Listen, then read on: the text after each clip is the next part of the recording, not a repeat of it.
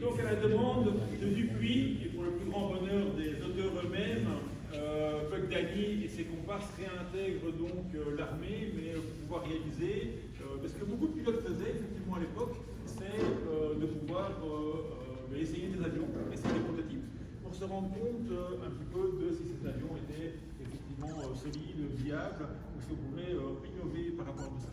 Et donc on est une partie, historiquement parlant, où les avions à hélice commencent à faire leur temps, et les avions à réaction commencent à effectivement rentrer sur le marché. Et c'est comme ça qu'on a l'album Pilote de la mort, qui va changer de nom en cours d'album, avec un truc un petit peu moins, on va dire, funeste, en Pilote d'essai.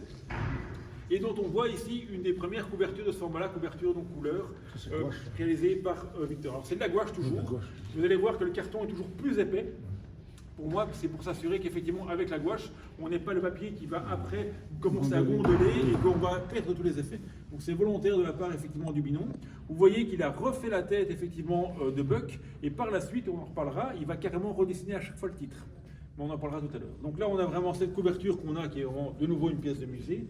Et puis, on a cette planche que moi, c'est la meilleure. Hein. Pour moi, c'est la meilleure. Alors, ça, c'est clairement une référence à Harvey Kurtzman, pour ceux qui le connaissent. C'est un des chefs de file, effectivement, donc, de la bande dessinée, on va dire underground des années 50, qui va plus devenir underground juste après, qui va devenir une référence, mais qui était donc un des piliers du magazine Bad, et qui a, enfin, un des premiers qui a imaginé ce fait qu'on a donc un plan qui est fixe avec une évolution. C'est-à-dire qu'en 3 cases, on se rend compte qu'on a un schéma très cinématographique qui arrive et qui va opérer. Ici avec Bogdani qui est plaqué à cause de l'accélération et à cause effectivement du fait que sa verrière saute.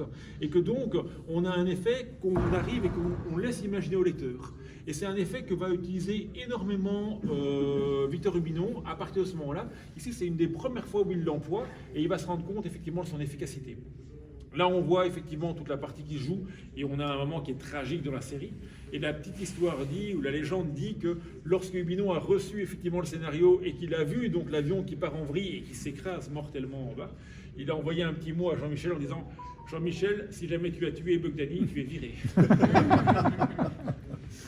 Je ne sais pas si c'est vrai, mais moi, ça m'a beaucoup fait. C'était aussi le fait que ça sortait toutes les semaines, il fallait donner un suspense. Oui, mais là, quand ça sort de suspense, c'est un suspense qui est quand même très violent, quoi. Je sais pas si c'est moi qui bip.